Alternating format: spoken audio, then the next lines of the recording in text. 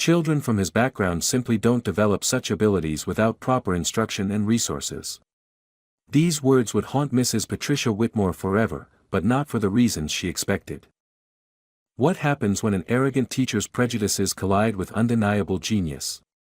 When 15-year-old Marcus Johnson completed an impossible mathematics test in just 45 minutes, his teacher immediately assumed the worst. The public humiliation that followed nearly destroyed a brilliant young mind, until the shocking truth emerged. This is the incredible story of how assumptions about race and class almost crushed a once-in-a-generation mathematical prodigy, and how the revelation of Marcus's true abilities sent shockwaves through an entire school district. You won't believe what happened when MIT professors got involved. Dear viewer, if you are watching my story for the first time, I humbly request you write the location from where you are watching right now, subscribe this channel and press the bell icon now not to miss the notifications of my daily published new stories. Thank you, and let's dive into the full story. Mrs. Patricia Whitmore stood at the front of room 204, her blonde hair perfectly styled, surveying her domain with the confidence of a monarch. At 47, she had ruled this classroom for over 2 decades, and every student who entered knew exactly who was in charge. "Good morning, class," she announced, her voice carrying the authority of someone who expected immediate compliance. "I trust you've all completed your assignments to MY standards, not the mediocre expectations you might be accustomed to elsewhere." Her eyes swept across the rows of desks, lingering on certain students with obvious favoritism. The children of doctors, lawyers, and business executives received warm smiles, while others earned barely concealed disdain. "Jessica, darling, I'm sure your presentation on advanced calculus will be exceptional, given your mother's connections at Harvard," Mrs. Whitmore cooed to a blonde girl in the front row. The classroom atmosphere was suffocating. Students sat rigidly, afraid to breathe too loudly lest they attract her wrath. Mrs. Whitmore had perfected the art of psychological intimidation, using grades as weapons and praise as currency for those she deemed worthy. "Now, as I've explained countless times, mathematics is not for everyone," she continued, her gaze deliberately avoiding the back corner where several minority students sat. "Some people are simply born with superior intellectual capacity, while others—" She let the sentence hang, the implication clear. Mrs. Whitmore's teaching philosophy was rooted in her belief that academic excellence was predetermined by social status and background. She had convinced herself that her prejudices were merely observations, that her favoritism was justified by natural ability. "Today's lesson will separate the wheat from the chaff," she announced smugly. "We'll be exploring concepts that require genuine intellectual sophistication, something that cannot be taught or faked." The room fell silent as she turned to write complex equations on the board, her movements deliberate and theatrical. This was her stage, and she was the undisputed star, blind to the damage her arrogance inflicted daily on young minds who dared to exist outside her narrow definition of worthiness. In the back corner of room 204, 15-year-old Marcus Johnson sat quietly, his dark eyes absorbing every detail while revealing nothing. Unlike his classmates who fidgeted under Mrs. Whitmore's oppressive gaze, Marcus had learned the art of invisibility, a survival skill honed through years of navigating hostile environments. His notebook lay open, filled not with doodles or half-hearted notes, but with intricate mathematical proofs and theorems that would challenge graduate students. Marcus wrote in careful, measured strokes, always keeping his exceptional work hidden from prying eyes. At home, the Johnson household buzzed with warmth and encouragement. His father David worked double shifts at the manufacturing plant, while his mother Sarah cleaned office buildings downtown. Despite their modest income, they had always emphasized education, filling their small apartment with books and fostering Marcus's insatiable curiosity. "Education is your superpower, son," his father often said. "No one can take that away from you." Marcus had discovered his mathematical gift early, solving complex problems in his head while other children struggled with basic arithmetic. But he had also learned that being different, being exceptional, often made him a target. So he chose silence, preferring to explore the beautiful world of numbers in private. During lunch breaks, while other students socialized, Marcus would slip into the library, devouring advanced mathematics textbooks. He had taught himself calculus at 12, mastered differential equations at 13, and was now exploring topology and abstract algebra concepts that wouldn't appear in curricula until graduate school. Mrs. Whitmore barely acknowledged his presence, which suited Marcus perfectly. He observed her interactions with other students, noting her biases and prejudices with the analytical mind of a scientist studying specimens. He saw how she praised mediocre work from privileged students while dismissing excellence from others. One day, he whispered to himself, solving another complex integral in his head, the truth always comes to light. His teachers in other subjects had noticed his exceptional abilities, but Marcus always deflected their attention. He preferred to remain in the shadows, pursuing knowledge for its own sake rather than recognition. As Mrs. Whitmore droned on about mathematical concepts Marcus had mastered years ago, he continued his silent observations, unaware that his careful invisibility was about to be shattered in the most devastating way possible. "Today, class, we have a special assessment," Mrs. Whitmore announced with her characteristic smugness, placing a thick stack of papers on her desk. "This test covers advanced mathematical concepts that separate true scholars from pretenders." The room tensed immediately. Mrs. Whitmore's tests were legendary for their difficulty, designed more to humiliate than educate. She took perverse pleasure in watching students struggle, using their failures as confirmation of her superiority. "These problems require not just memorization, but genuine mathematical intuition," she continued, her eyes gleaming with anticipation. "I expect most of you will find this quite challenging." As she distributed the papers, Marcus glanced at the first problem and felt his pulse quicken. The test was indeed advanced, featuring complex calculus problems, differential equations, and theoretical mathematics that shouldn't appear in a high school curriculum. Most students would be completely lost. Around him, his classmates were already showing signs of panic. Sarah Chen, one of the brightest students in class, was staring at the first question with obvious confusion. Even Jessica, Mrs. Whitmore's favored student, looked uncertain. Marcus read through the entire test in minutes, his mind automatically organizing solutions. These weren't just advanced problems, they were deliberately obscure, pulled from graduate-level textbooks.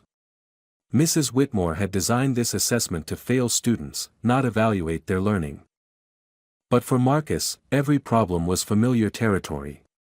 He had encountered similar challenges in his private studies, working through university-level mathematics texts with the passion of a true scholar.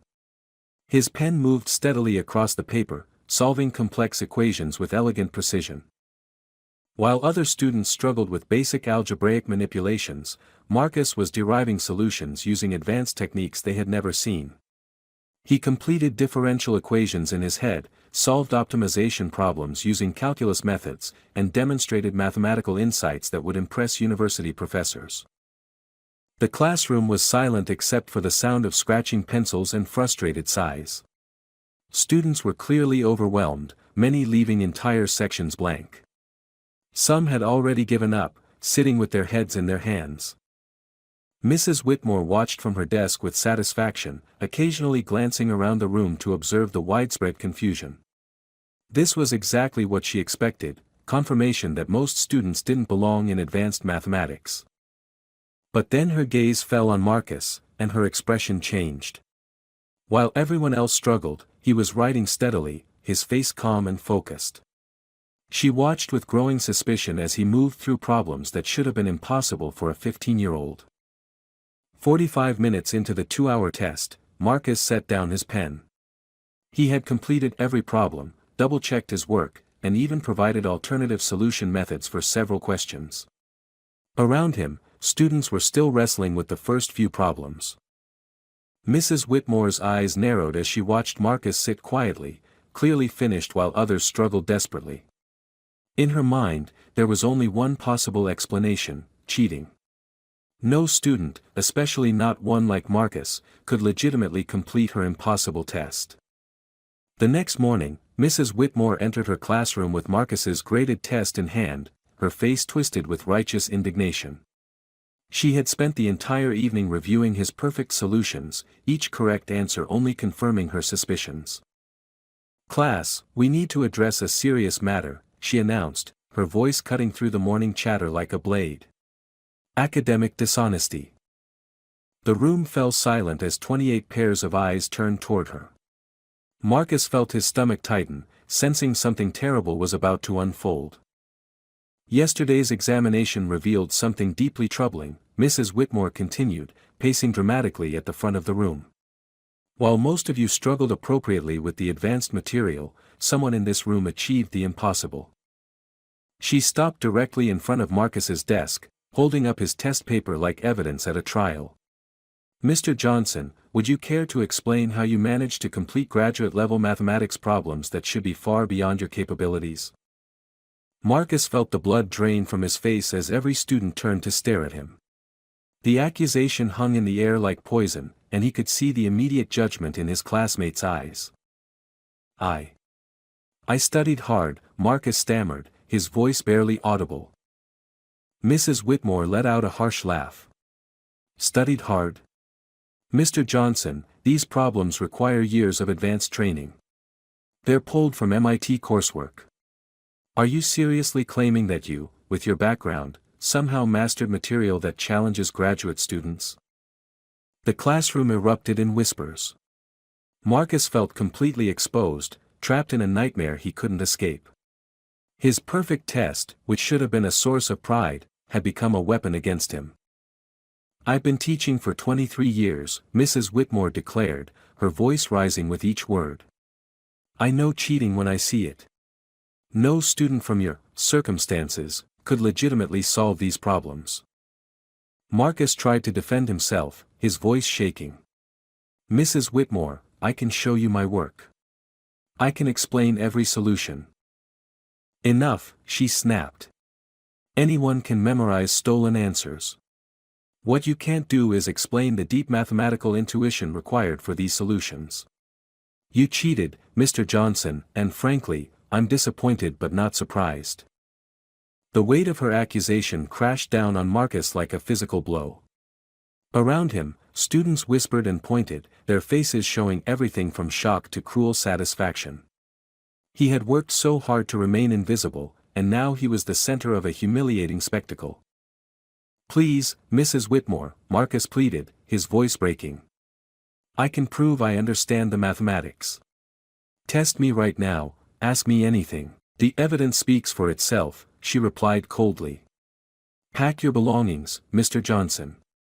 You're going to the principal's office, and I'll be recommending immediate suspension pending a full investigation into your academic dishonesty. As Marcus slowly gathered his things with trembling hands, Mrs. Whitmore's voice followed him like a curse. Let this be a lesson to everyone. Cheating may seem easy, but the truth always comes to light.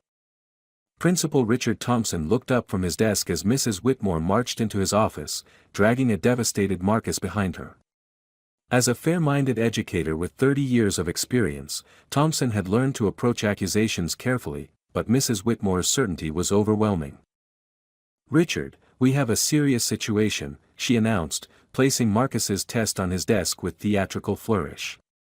This student has committed blatant academic fraud, and I demand immediate action. Thompson examined the test, his eyebrows rising as he scanned the complex mathematical solutions. The work was indeed extraordinary, far beyond typical high school level. Every problem was solved correctly, with elegant methods that demonstrated sophisticated understanding. These are remarkable solutions, Thompson admitted, looking from the paper to Marcus, who sat slumped in his chair, still reeling from the public humiliation. Mrs. Whitmore, what makes you certain this is cheating? Richard, please, she replied with exasperated condescension. Look at this boy. Look at his background, his family situation, his previous academic performance. Then look at this test. It's impossible. These problems challenge graduate students at top universities. Marcus finally found his voice, though it wavered with emotion.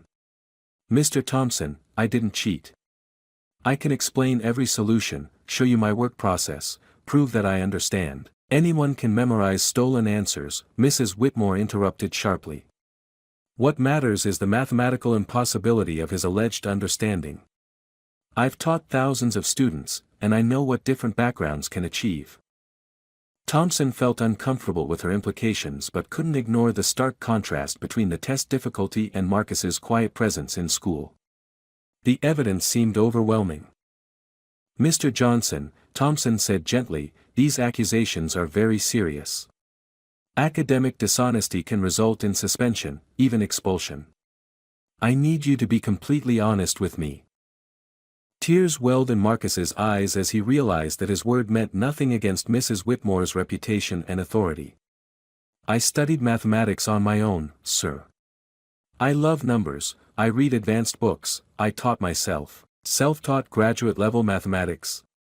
Mrs. Whitmore scoffed. "Richard, this is exactly the kind of elaborate lie cheaters construct. The simple truth is that he cheated, and now he's desperately trying to cover it up." Thompson sighed deeply, feeling the weight of the decision. Mrs. Whitmore was a respected teacher with decades of experience, while Marcus was a quiet student with no academic reputation to defend him. "I'm afraid I'll need to suspend you pending a full investigation," Thompson announced reluctantly. "We'll need to examine your other work, interview your teachers, and determine how you might have accessed these answers." Marcus felt his world collapsing. "Please, Mr. Thompson. I didn't do anything wrong. I just love mathematics." But his pleas fell on deaf ears as the machinery of institutional justice began grinding forward, presuming his guilt rather than investigating the truth. That evening, the Johnson household erupted in chaos when Marcus walked through the door, suspension letter in hand and tears streaming down his face. His parents, David and Sarah, had never seen their son so devastated. "They think I cheated, Mom," Marcus sobbed, collapsing into his mother's arms. "Mrs. Whitmore accused me in front of everyone. Nobody believes me." Sarah Johnson, a woman whose gentle nature masked fierce protectiveness, felt rage building in her chest as she read the suspension notice. Her son, who had never received so much as a detention, was being branded a cheater based on pure prejudice. "This is outrageous," David thundered, his calloused hands shaking as he held the letter. "They're punishing our boy for being smart. How dare they?" The next morning, both parents took time off work, something they couldn't afford but refused to compromise on, and marched into the school demanding answers. Principal Thompson met them in his office alongside Mrs. Whitmore, who wore an expression of smug satisfaction. "Mr. and Mrs. Johnson," Thompson began diplomatically, "I understand your concern, but we must take academic dishonesty seriously. The evidence is quite compelling." "What evidence?" Sarah demanded, her voice steady but dangerous. "That my son is smarter than you expected? That he doesn't fit your narrow assumptions about what black children can achieve?" Mrs. Whitmore bristled. "This has nothing to do with race. It's about mathematical impossibility. Your son claimed to solve graduate-level problems that require years of advanced study." "Then test him," David shot back. "If you think he cheated, make him solve problems right here, right now. Let him prove his knowledge." "That's not how investigations work," Mrs. Whitmore replied condescendingly. "Cheaters can always memorize additional material after being caught. The evidence speaks for itself." Sarah stood up, her 5'4" frame radiating authority that made everyone in the room take notice.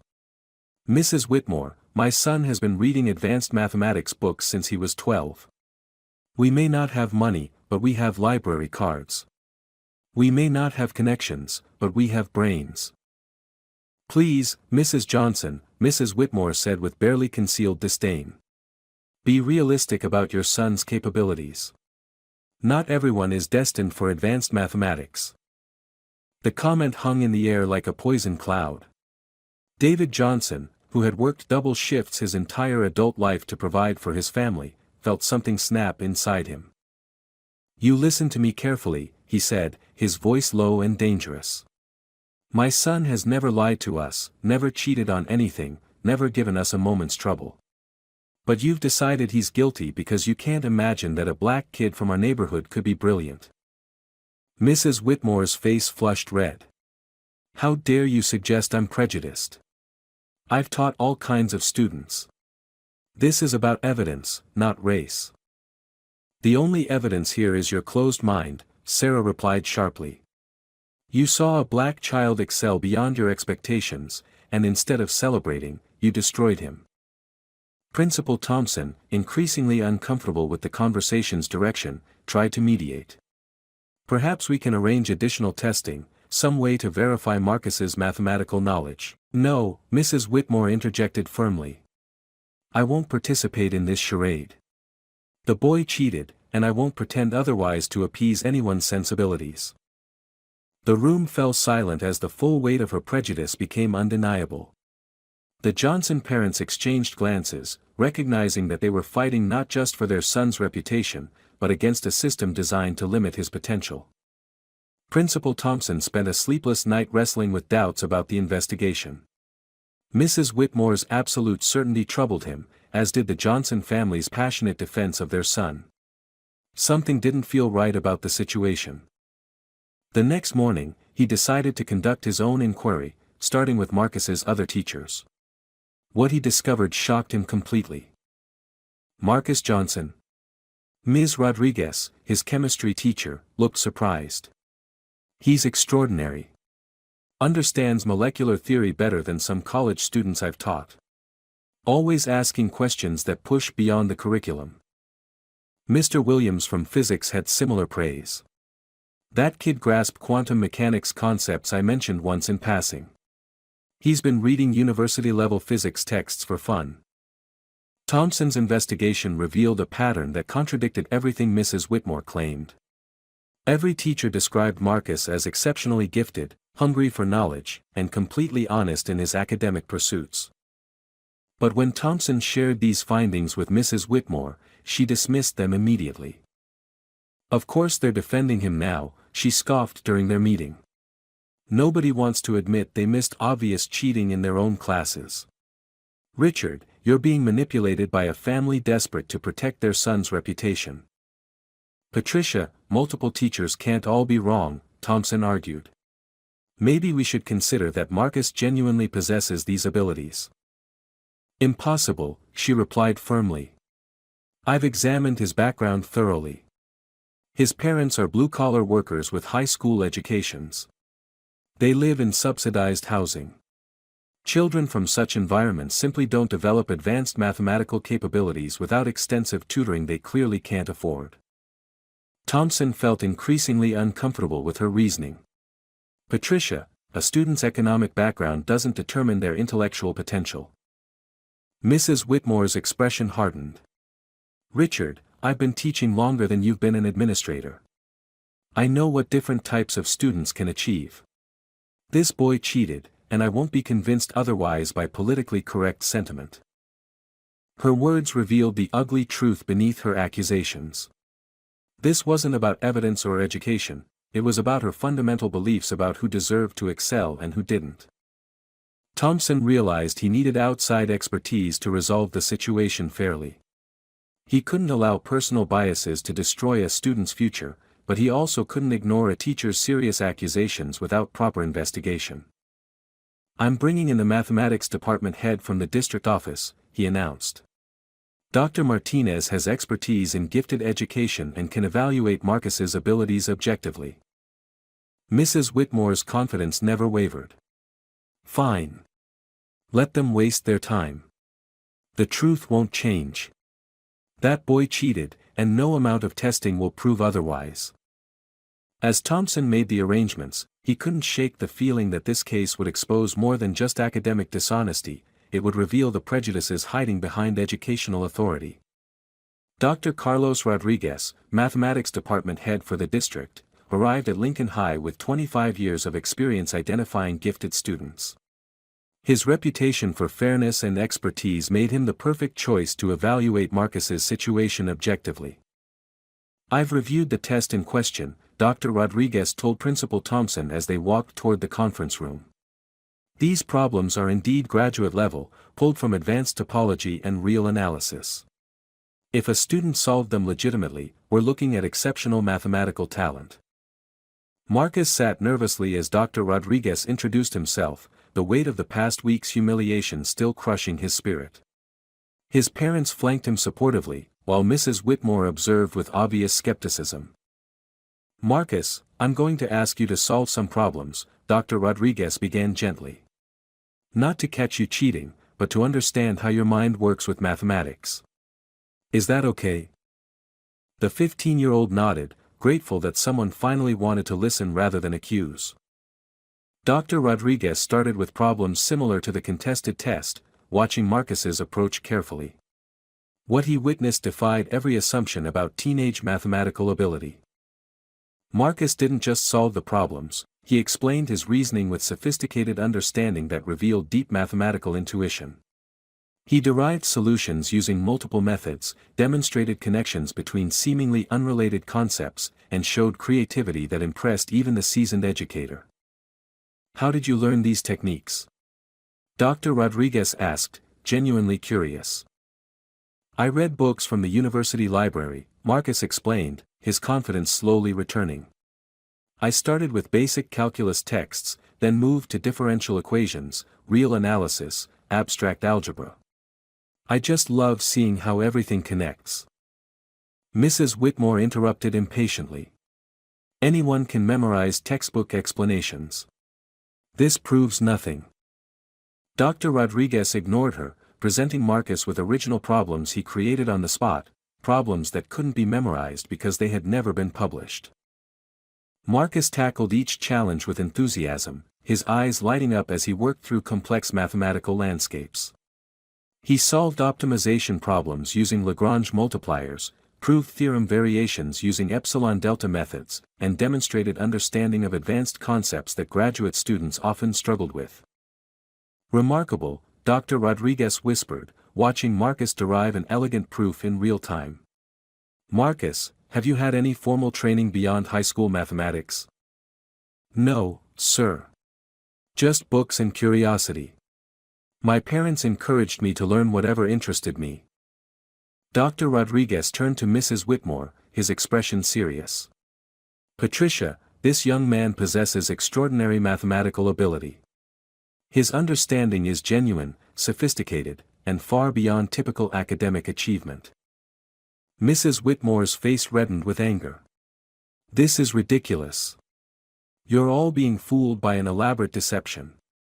Children from his background don't develop such abilities without proper instruction and resources." "With respect, Patricia, you're wrong," Dr. Rodriguez replied firmly. "Mathematical genius can emerge from any background. Marcus is proof that intellectual gifts transcend socioeconomic circumstances." The room fell silent as the foundation of Mrs. Whitmore's accusations crumbled. Her certainty, built on prejudice rather than evidence, could no longer withstand the truth of Marcus's legitimate brilliance. But she refused to accept defeat, her voice rising with desperate conviction. "I don't care what tests he passes now. He cheated on my examination, and I stand by that assessment completely." Dr. Rodriguez's report created ripples throughout the educational community, catching the attention of Dr. Elizabeth Chen, a renowned mathematics professor at MIT who specialized in identifying exceptionally gifted young mathematicians. "I need to meet this student personally," Dr. Chen told Principal Thompson during their phone conversation. "If your reports are accurate, we may be looking at a once-in-a-generation mathematical talent." When Dr. Chen arrived at Lincoln High, she brought with her decades of experience working with mathematical prodigies. Her presence immediately elevated the gravity of the situation. "Marcus," she said warmly, "I understand you've been accused of cheating on advanced mathematics problems. I'm here to learn about your mathematical journey." In Mrs. Whitmore's presence, Dr. Chen administered the most rigorous evaluation Marcus had ever faced. She presented problems from cutting-edge mathematical research, theoretical challenges that pushed the boundaries of undergraduate and graduate study. Marcus rose to every challenge with remarkable grace. He solved complex problems in number theory, demonstrated understanding of abstract mathematical structures, and showed creative problem-solving abilities that amazed even Dr. Chen. "Tell me about your mathematical interests," Dr. Chen encouraged. Marcus's eyes brightened as he described his passion for pure mathematics, his fascination with mathematical beauty, and his dreams of contributing to mathematical knowledge. He spoke about concepts with the sophistication of a doctoral candidate. Have you corresponded with any university professors? Dr. Chen asked.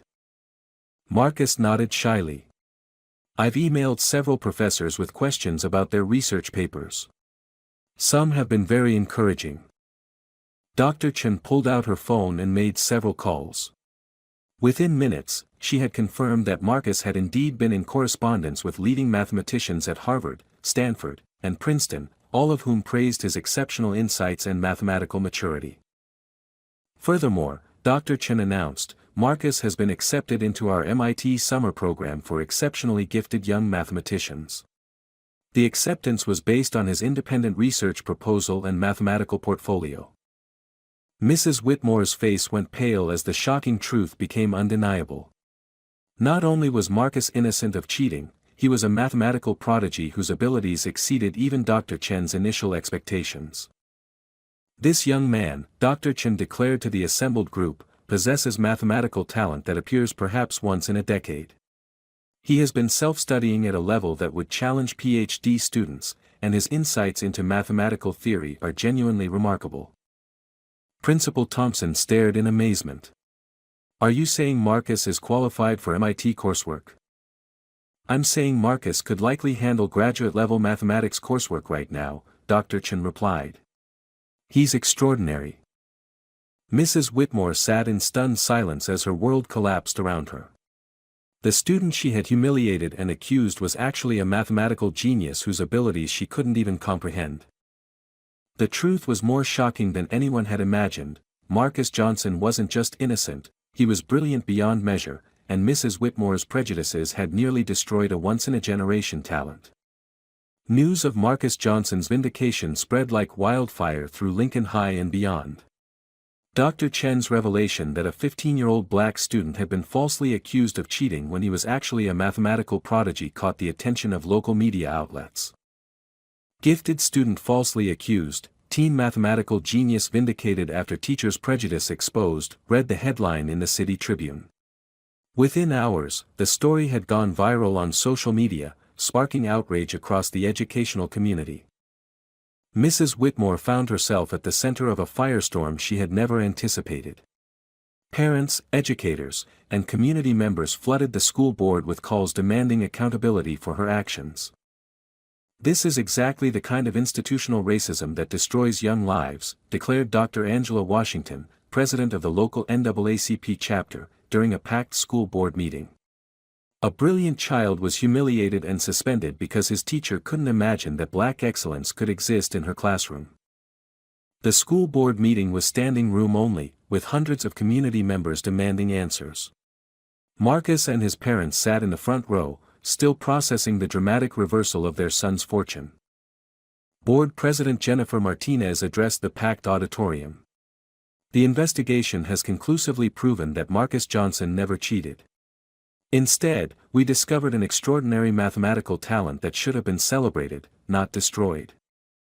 Mrs. Whitmore sat alone at a side table, her usual confidence completely shattered. The evidence against her was overwhelming, not just Marcus's vindication, but a pattern of bias that other parents had begun reporting publicly. My daughter tried to tell me about Mrs. Whitmore's favoritism, testified Maria Santos. How she praised mediocre work from certain students while dismissing excellence from others. I should have listened. One by one, former students and parents shared stories of Mrs. Whitmore's prejudiced behavior, creating a devastating portrait of systematic bias that had been hidden for years. Dr. Chen, who had remained in town to support Marcus, addressed the board directly. In my 30 years in academia, I've never encountered a more egregious case of educational prejudice. Marcus Johnson possesses mathematical abilities that could revolutionize our understanding of complex theoretical problems. Instead of nurturing this gift, it was nearly destroyed by unfounded accusations. The media attention intensified when national education organizations picked up the story. How many mathematical geniuses have we lost to prejudice? Asked a provocative op-ed in the Washington Post, using Marcus's case to highlight broader issues of bias in education. Mrs. Whitmore's career began crumbling as the district launched a comprehensive review of her teaching practices. Student complaints that had been previously dismissed were re-examined, revealing a disturbing pattern of discriminatory behavior toward minority students. "The evidence is clear," announced Superintendent James Robinson. "Mrs. Whitmore's actions represent a serious violation of our educational values and ethical standards. Her prejudices nearly destroyed a remarkable young talent." Local news stations began following Marcus's story, transforming him from an accused cheater into a symbol of resilience and brilliance. Universities across the country started reaching out with scholarship offers and research opportunities. "This young man represents the very best of what education should achieve," Dr. Chen told reporters. Instead of being celebrated, he was nearly destroyed by someone who couldn't see past her own biases. As Mrs. Whitmore watched her world collapse around her, she began to understand the devastating impact of her prejudices. The mathematical genius she had tried to destroy was soaring to heights she could never have imagined, while her own reputation lay in ruins. Patricia Whitmore sat in her empty classroom for what she knew would be the last time, surrounded by 23 years of memories that now felt tainted by the truth about her teaching philosophy. The school board had voted unanimously for her immediate termination, effective at the end of the academic year. Principal Thompson entered quietly, his expression grave but not unkind. "Patricia, I need to discuss your transition out of the district." She looked up with eyes red from crying, the arrogant woman who had ruled room 204 replaced by someone broken by the weight of her actions. "Richard, I thought I was protecting academic standards. I never meant to." "You nearly destroyed a brilliant child's future based on your assumptions about what he could achieve," Thompson replied firmly but without malice. "The board has made their decision. You'll be allowed to finish the semester, but your teaching certificate is under review by the state." The forced apology she had written to Marcus felt hollow in her hands as she read it again. How could she explain 23 years of subtle prejudices, of unconscious biases that had shaped every interaction with students who didn't fit her narrow expectations? That evening, alone in her apartment, Mrs. Whitmore forced herself to confront the uncomfortable truth about her career. She pulled out old grade books and student files, seeing patterns she had been blind to for decades. The minority students who had struggled in her classes, how many had been capable of more if she had encouraged rather than dismissed them? The working-class children whose potential she had written off, how many mathematical minds had she failed to nurture? Marcus Johnson's face haunted her thoughts. The quiet boy she had barely noticed until he excelled beyond her expectations, then immediately assumed was cheating. The brilliant young man whose mathematical gifts exceeded her own understanding. She began researching Marcus's background, learning about his family's sacrifices to support his education, his mother's 3 jobs to keep him in advanced books, his father's encouragement despite his own limited formal education. Everything she had used to justify her accusations actually proved the Johnson family's extraordinary commitment to learning. The hardest moment came when she discovered Marcus's correspondence with university professors, dating back 2 years. Email after email showed genuine mathematical curiosity, sophisticated questions about advanced theories, and respectful engagement with some of the world's leading mathematicians. She had accused a young scholar of cheating when he had actually been contributing to mathematical discourse at a level she could never reach. Dr. Chen's words echoed in her mind: mathematical genius can emerge from any background. The prejudices Mrs. Whitmore had disguised as educational standards were actually barriers that prevented her from recognizing brilliance when it didn't match her expectations. As she packed her personal belongings, Mrs. Whitmore wrote a personal letter to Marcus, not the formal apology required by the school board, but a genuine expression of regret from someone who finally understood the harm she had caused. "Dear Marcus," she began, her handwriting shaky with emotion, "I failed you not just as a teacher, but as a human being. My prejudices blinded me to your extraordinary gifts, and I am deeply sorry for the pain I caused." She would never be able to undo the damage, but perhaps she could begin the long process of understanding how her biases had shaped a career built on limiting rather than liberating young minds. 3 months after his vindication, Marcus Johnson stood on the MIT campus, surrounded by some of the world's most brilliant mathematical minds. The summer program that had seemed impossible just weeks earlier was now his reality. You've exceeded every expectation, Dr. Chen told him as they walked between lecture halls. The research project you proposed on topological spaces shows insights that graduate students would envy. Back home, the Johnson family had been transformed by the dramatic reversal of their son's fortunes. Scholarship offers poured in from Harvard, Stanford, Princeton, and a dozen other prestigious universities. Mathematical societies invited Marcus to present his research at conferences typically reserved for professional academics. "I still can't believe this is happening," Sarah Johnson told her husband as they watched their son being interviewed by the local news station. A few months ago, they called him a cheater. Now universities are competing to offer him full scholarships. The vindication had been complete and overwhelming. Marcus was featured in Scientific American as one of the young mathematical minds to watch, and his correspondence with leading researchers became the subject of academic articles about identifying gifted students from diverse backgrounds.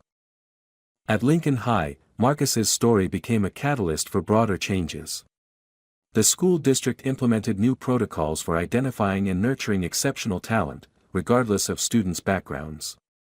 Bias training became mandatory for all teachers, and Marcus's case was studied as an example of how prejudice could nearly destroy extraordinary potential. When Mrs. Whitmore's personal letter arrived, Marcus read it with his parents. Her words were filled with genuine remorse and acknowledgement of her failures. "She hurt me deeply," Marcus told his parents, "but I think she finally understands what she did wrong." David Johnson, his arm around his son's shoulders, nodded thoughtfully. "Son, what matters most is that you never let her prejudice make you doubt yourself. You kept believing in your abilities even when she tried to destroy that belief." The celebration at their church was attended by hundreds of community members who had followed Marcus's story. Pastor Williams spoke about the power of perseverance and the importance of supporting young minds regardless of their circumstances. "Marcus Johnson shows us that brilliance can emerge from anywhere," the pastor declared. "His gifts were nearly destroyed by prejudice, but truth has a way of revealing itself." As Marcus prepared to enter MIT as the youngest student in the mathematics program's history, he reflected on the journey that had brought him here. The humiliation, the false accusations, and the near destruction of his academic future had ultimately led to opportunities beyond his wildest dreams. Standing before his new classmates, Marcus felt grateful not just for his vindication, but for the chance to prove that mathematical genius knows no boundaries of race, class, or background. His story had become an inspiration to young scholars everywhere who dared to dream beyond society's limited expectations. Dear friend, Marcus Johnson's story reminds us that brilliance can emerge from any background, yet too often our biases blind us to exceptional potential. Every day, talented young minds face prejudice that limits their opportunities and crushes their dreams. We must challenge our assumptions about who can achieve greatness. As educators, parents, and community members, we have the power to nurture talent wherever we find it. Let's celebrate diversity in achievement and create environments where every child can thrive, regardless of their race, background, or economic circumstances. If this story moved you, please give it a thumbs up and share it with others who need to hear this message. Subscribe to our channel to continue supporting stories that highlight the importance of recognizing and nurturing talent in all its forms. Together, we can build a more inclusive future.